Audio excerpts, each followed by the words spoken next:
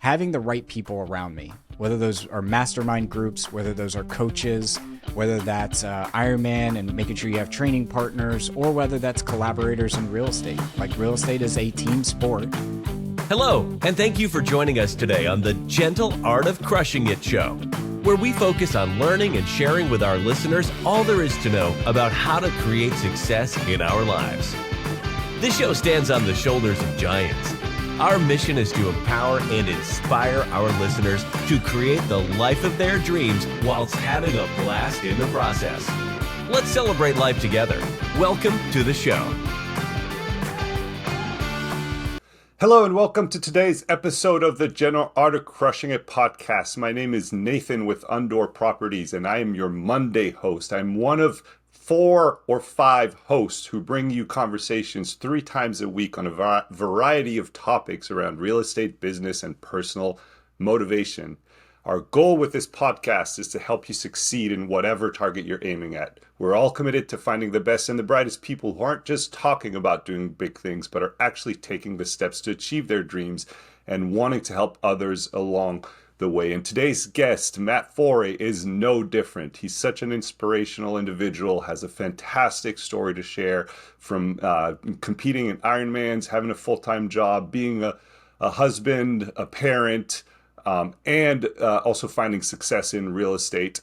We hope you'll enjoy this conversation with Matt, and let's just hop right in. I am super excited about this conversation, in particular because you and I share kind of the tech background, and we're going to get into that, I'm sure, as well as being, full-time employees and doing a whole lot of other things, from parenting to trying to be good partners / husbands in my case, and podcasting and doing a whole lot of other endeavors on the side. So I hope we can hop into that. But before we do that, why don't you kick us off with who is Matt? Sure. So Matt Fore, based out of Nashville, Tennessee, partner at Next Level Income. We are a private equity real estate syndication company, which essentially means we just help individual investors invest in cash flowing real estate so that they can get cash flow, appreciation, and tax benefits.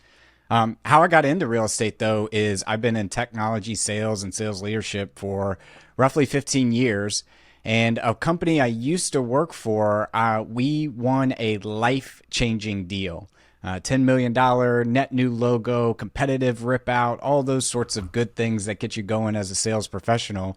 And Nathan, I saw the check that I was going to receive, and my eyes got really wide on, like, what am I going to do with this? I grew up in a rural, poor town, of coal mining town in eastern Tennessee, and so I've never been big into houses, cars, watches, shoes, all those sorts of things. So I was looking at, like, how could I invest in this? And I looked at stocks, I looked at crypto, I looked at annuities, bonds, all those sorts of things. And fortunately, I had a mentor at the time that was like, hey, you should check out this real estate thing. It gives you cash flow, it appreciates, got some tax benefits. He owned free and clear at the time, and I was like, sure, let's take a look at it. Well, then the turning point in the story happens when I got a call from my VP the week of Christmas, who told me I wasn't going to receive that commission check, that I was only going to get 2 cents on the dollar. And I was like, well, wait a minute. Like, how did... That's a big difference. What happened there? That's a big difference. Well, so I asked, I was like, how did we come to this number? And he was like, Matt, how much money have you made this year? And when I told him, he said, well, isn't that enough? And it was at that point I realized if I wanted to achieve the goals I had in my life, give back to the causes I cared about, and be intentional and spend time with the people that I love, that I was going to have to find a different way to secure my financial independence. So fortunately for me, I was already down this rabbit hole of real estate, and the rest, they say, is history. So that's kind of my story and my background. Before we jump into the show, we wanted to let you know that this episode is brought to you by REITool.com. Every REI Tool is the most comprehensive online catalog of resources for real estate investors and professionals. Whether you are looking for the best deal analyzer, the most loved syndication platform, fix and flip rehab calculators, dialers, lead generation solutions, rent collectors, or the next real estate book to read, every REI tool has it all. Quickly and easily find the best software, apps, services, books, podcasts, and courses to help accelerate and grow your real estate business by heading over to everyreitool.com. And don't forget to sign up to get exclusive product reviews, promos, and discount codes. everyreitool.com. Now, on to the show. I love it. And you set me up with the perfect segue there, because one question I like to ask the people we have on the show here is what success means to you. And you touched on that a little bit. And maybe, I don't know, arguably more importantly, how has it evolved over time for you? Was success one thing, years ago when you got into tech sales and it was just like a dollar number or something, and now it's something completely different? What does that mean? What does success mean to you today, and how did that evolve? First of all, I absolutely love that question. And that's a question I typically ask people when I first meet them. But it's evolved from an ego-driven thing, a dollar amount, a net worth, a title, those sorts of things, to really, how do I view the world and how do I shape the world around me to achieve the way I want to live my life? So ultimately, that comes down to, I think, time freedom, having the time to go spend it the way you want to spend it. I think too often when we're talking about finances, we look at ROI as return on investment instead of return on intentionality. So how can I go be intentional with my time is the way I ultimately would define success. I love it. And do you feel like you've reached that Not yet. as of yet, or is it still a work in progress? Still a Not work in yet. progress. I think I'm a guy that's very driven, very goal driven. Once I get to the top of a mountain, I want to go climb a bigger one, that sort of guy. So I don't think I'll ever be there, Yeah. but I certainly feel like I'm marching down the path that I want to in my life after I found real estate and real estate investing. And so what is one of your favorite success stories of yours, right, that you like to share with others? So it's going to be outside of real estate. I'm an Ironman triathlete. Yep. So an Ironman, for those people who are listening. Just Ironmans. Come on. Yeah, just Ironmans. But for those listeners that might not know what that is, it's a 2.4 mile swim, 112 mile bike, 26.2 mile run, all in a single day, all in a single event. I don't know why I do it either. I'm just a glutton for punishment. But I remember when I first got involved in the sport, the world championships that year for the half distance was going to be in a place called Zellamsee, Austria. And I know you are from that area of the world, so you probably know how beautiful Yep. that area of the world is. And when I saw that, it was going to be 2 days after my birthday that year. And I told my mom, I'm like, I'm going to win that trip. I'm going to qualify for that race, and I'm going to pay for my entire family to go. And it took a lot of blood, a lot of sweat, and even some tears along the way to make that happen. But ultimately, I qualified, got to visit paradise on earth and take my family. And so that's probably one of the most proudest, most successful moments I've ever had in my life. I love that part of the world, and even more so that you were able to kind of make it a family trip, I guess, and a family shared experience, I think is maybe a better way to put it. What would you say were some of your favorite lessons learned kind of in that story that you just shared? I think it's that you can't do it all yourself. So Ironman is a very selfish sport. You're spending hours on the bike by yourself. You're spending hours in the pool, hours running, let alone time to stretch, recover, go to and from places, all those sorts of things. And similar to real estate, it's a team sport. Like, you need those people around you that are going to help you lift you up when you're feeling down, that can take stuff off your plate when you're feeling overwhelmed. And ultimately in real estate, for example, bring a different set of skill set that you might not have. So I think it took me a while really in real estate to kind of understand that. And looking back on it, I would say the same in the Ironman journey, like getting the right coaching, making sure I was being a part of the right groups that could help me with nutrition and just the little things that kind of round you out as an athlete. So when's the next Ironman scheduled for? None this year. We're recording in 2023. I got a lot on my plate right now, and I think we were chatting beforehand about kids' situations and all that. Yeah. But I am running the DC Marine Corps Marathon at the end of October. My goal is to hopefully qualify for Boston there. And on to the next thing. So anybody that's out in DC, I'll be coming that way at the end of October, and I'd love to meet up. And then Boston, right? Because you're going to make the qualifiers. That's So when's the Boston That's Marathon? right. It's in late April or like mid-April. Boston's a funny one because it's either like horrible weather, pouring down rain, 20-degree weather, or it's like perfect running weather, which is like that 50 degrees, a little bit of shade. Not too hot. Yeah, I was there once in April, I think, and overnight we got like 3 feet of snow. Yeah. Yeah. So it's a fun place to be. Right. How about maybe the flip side to that, same coin in question? How about like an incredibly maybe difficult time that you feel comfortable sharing with the audience, and how you kind of, what the time was, of course, and then how you kind of navigated that? Yeah. So, part of my story is I grew up dyslexic in a very small town, and my sister was mentally disabled. So when you kind of grow up in that environment, it helps frame what problems really are. And I heard this comment the other day that said, if money can solve your problem, you don't have a problem. And I thought that was a really interesting point, because the story that I tell is that my sister with Down syndrome, she was visiting my parents back in 2017, and ultimately she passed in their house while visiting at the age of 39. And, everybody always says this idea of like life is short and you have to live for today and make sure you're present with those around you and be where your feet are, and all these cute sayings that you hear on the internet. And you're like, yeah, I get it. I understand. That makes sense. And you talk about it, but you don't really realize it until you wake up one morning and you get a call from your parents that your sister has passed in their house, like unexpectedly. No health issues, no anything going on. Just went to bed one night and didn't wake up.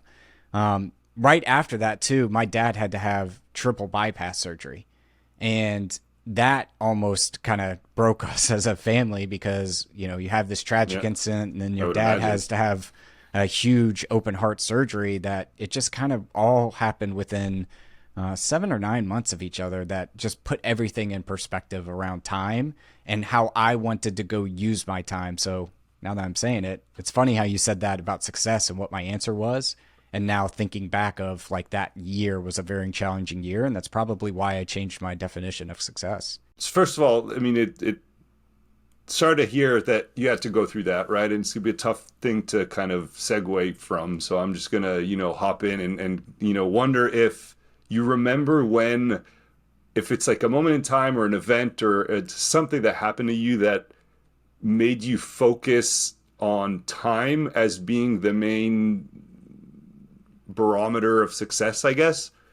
Curious if it's, I'm asked that particularly because I know what it is for me, and I still personally struggle a whole lot with time in general, because I'm excited to get to things in the future, but I'm also like, I don't want to go too fast because I don't want my kids to be moving out of the house. I love my kids when they're 5 and 4, but I'm excited to, have them be teenagers. I'm always struggling with that kind of back and forth. So those are my problems. I'm curious to hear where you kind of shifted to time being a major component of your life. I'll answer that question with a story real quick first. It's funny you said that. So we have a 5 and 7-year-old.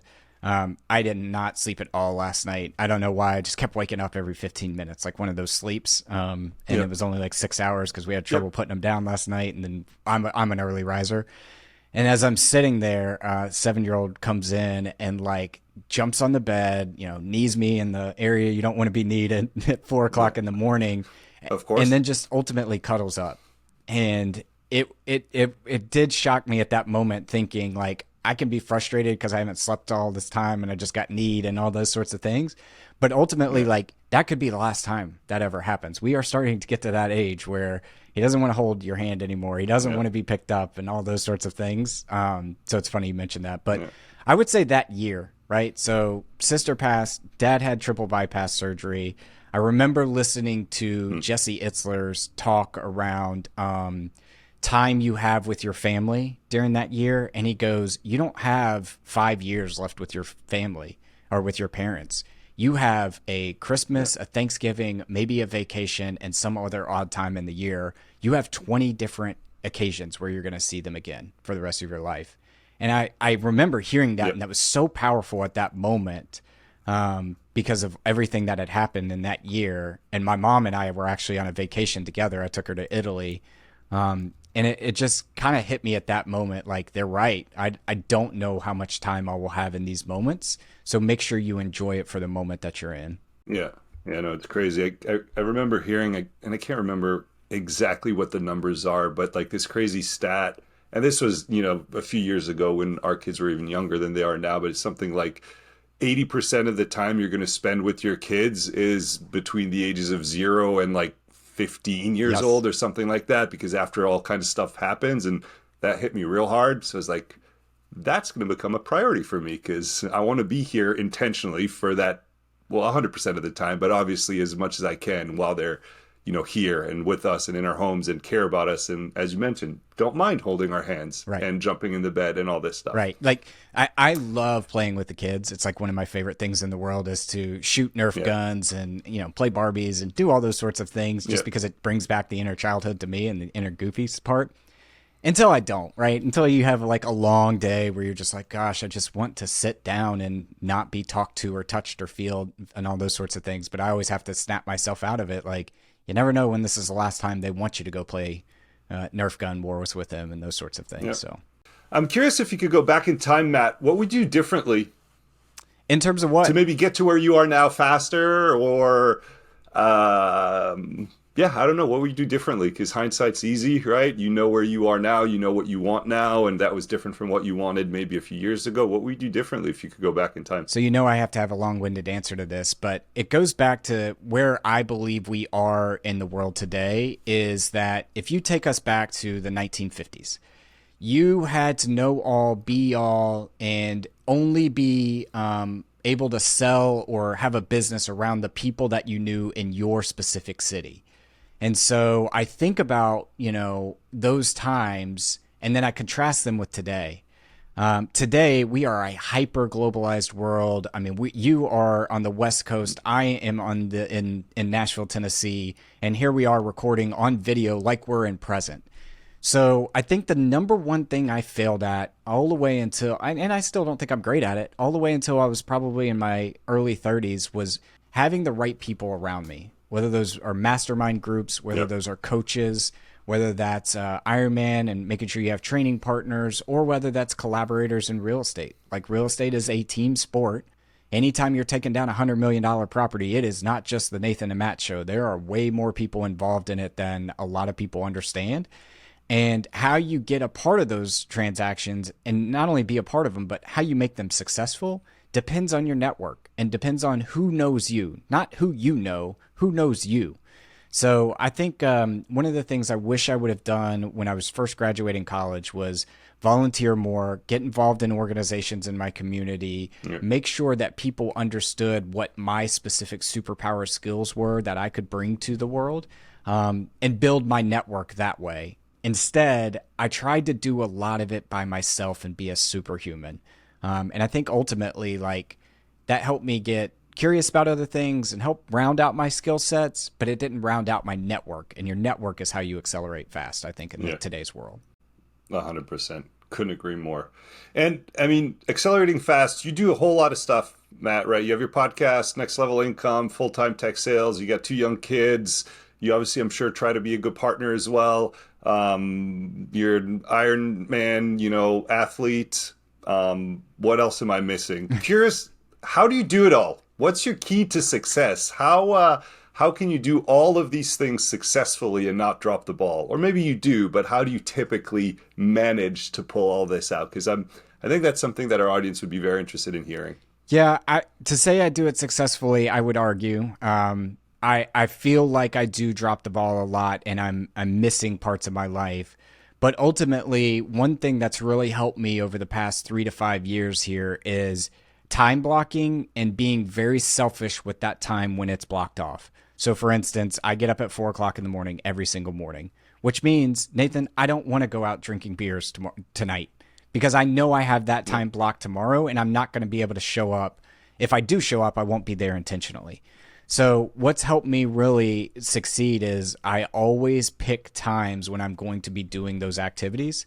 So 4:00 in the morning, I wake up, I get my workout done. Don't try to call me after 6 p.m. on during the weekday because that's time with the kids, and I'm trying to be very intentional then. I usually pick out half a Sunday, and I always do my catch-up work during that block. And then Saturdays are kids is family time. Like, I typically don't do anything work related on Saturdays because that is family time. So I think anybody that is really trying to accomplish something, pick your time when you're going to focus on that. and be very, very selfish and diligent about saying that is my time for this activity and nothing else competes with that. And if something else does compete with that, and if something else does intrude on that time, then maybe that's not the right priority for you. Maybe that is not the right thing you should be doing. Maybe whatever keeps impeding with that time should be your priority. So I don't know if that's a good answer, but that's kind of how I think about it. Well, it's a great answer in the sense that, and maybe we're going a little meta here, but I'm curious if for you it is more about the time blocking, like you mentioned, or is it more a thing about, what's the best way to say, about being intentional in everything that you do, right? It's when I'm doing daddy time, that's what I'm doing, and nothing else disrupts that. When I'm working my W-2 job, I'm doing that, nothing more than that. Nothing impedes on that, right? When I'm doing, workouts or reading or whatever it is, you're just intentional about those time blocks. Yeah, I think that's certainly a great observation. I had a mentor one time that said, Matt, I do not care about the outcomes of your decisions with how you run your little business more than I do were you intentional in your actions. So if you're intentional in your actions, like, no, I don't want this person involved in this project for one reason or another, and it turns out a failure, it's okay as long as you know why it was a failure. Like being intentional on why you didn't want that person involved would be an example. That's probably not the best example, but I certainly think like my whole big message to anyone in life is you get one chance to be intentional, and people will remember that. I want them to remember me as the person that was where their feet were standing at that time, more than, net worth goals or different things that I was able to achieve that are more vanity metrics than anything. Yeah, no, I love it. And do you have a Matt pro tip to help people get started in kind of living their lives intentionally? What do you tell them when you meet these folks that are maybe, glass half empty and I wasn't, dealt the right hand of cards and it's not for me and all of this stuff? Yeah, there's really two keys that I have found in my life to being successful. The first is clarity. Before you enter anything, you need to know what your end goal is going to be. So Alice in Wonderland was like, if you don't know where you're going to go, any road will take you there. Another example of that is if you and I are in a car and I'm hungry and you have to use the bathroom, we're going to see different things, right? I'm going to see a McDonald's and you're going to see a rest stop. And so it's not that we're not traveling on the same road. It's not that we're not going the same direction. It's that we're looking for different things. So be very clear on what it is that you want your outcome to be, and you'll be surprised how many opportunities ultimately appear because you know what you're looking for. The second thing I would say is one of the things I love about Ironman is nobody was built to be an Ironman. Like, for all intents and purposes, LeBron James, 6'8", 225 pounds, solid muscle. He's worked his tail off, right? I'm not saying anything bad about him, but that dude was built to be an athlete, regardless if he played football or basketball. What about the guy that ran 50 Ironmen or 50 Ironmans? I guess I don't know how you say it in 50 days. What's his name again? Yeah, Iron Cowboy. On Netflix or something like that? Iron Cowboy. Yep. Iron Cowboy. There you go. Yeah. He wasn't born for Iron Man. I don't think so. I think whenever the problem that a lot of people face, including myself, is when you have a goal, you think about you're at the starting line and you see the finish line and you don't know anything in the middle. And the one thing that I try to emphasize more in my life than anything else is consistency, because I believe that consistency will beat talent over the long run as long as you give it enough time. So I can't tell you how long that time has to be. It might be 200 years and you know that you're not going to live for 200 years, but it would still beat it over the long run. So I always try to encourage people, once you're clear on knowing where you're trying to go and what you're looking for, then figure out what is the 5-minute task that you can do every single day religiously without interruption that gets you towards that goal, and just do that every single day.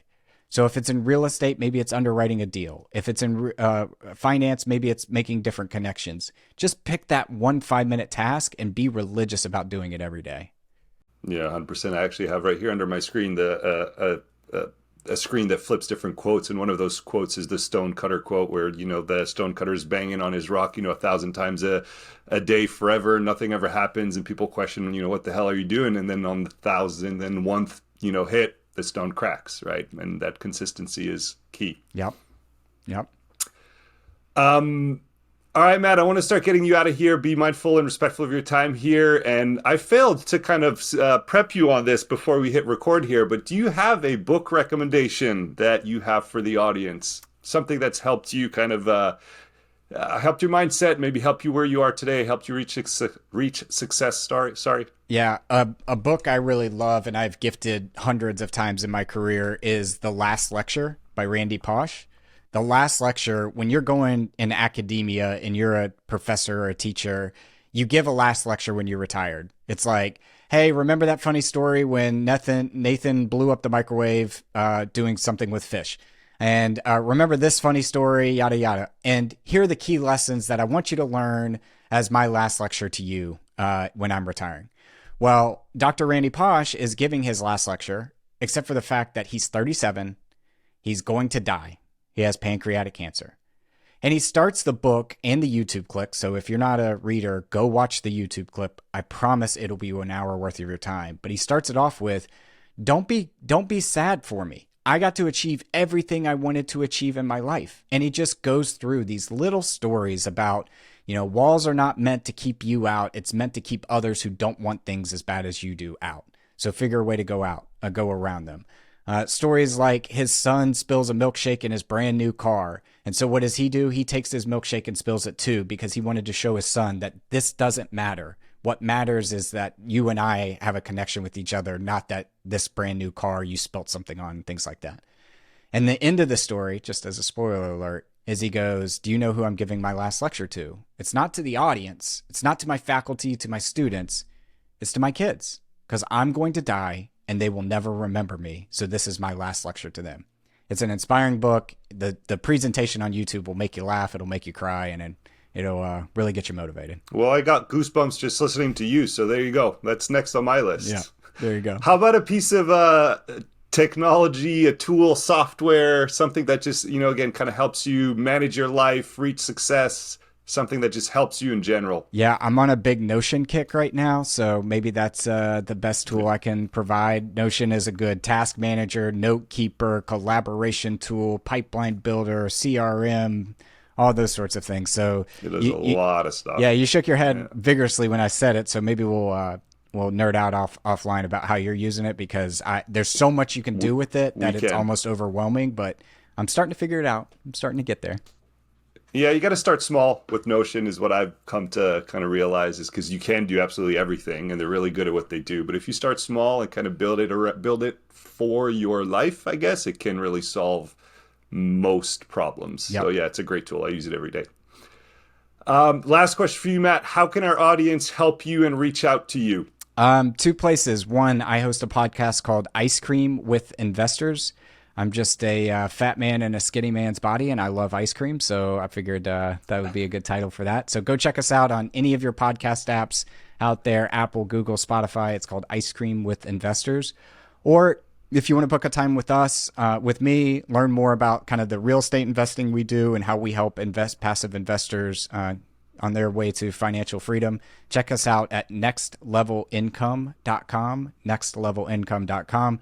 There's a button in the right corner to invest. When you click that, it'll link you to my calendar, and we'll get connected from there.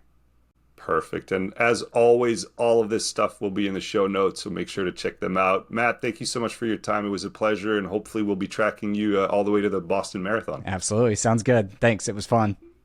Thanks for joining us today and being part of our conversation. We hope you enjoyed it. And as always, we've gathered all of the important links from today's show and put them in the show notes. And now, if we could ask you for one favor, if you found any value in this content, if you could like, subscribe, comment, share with others.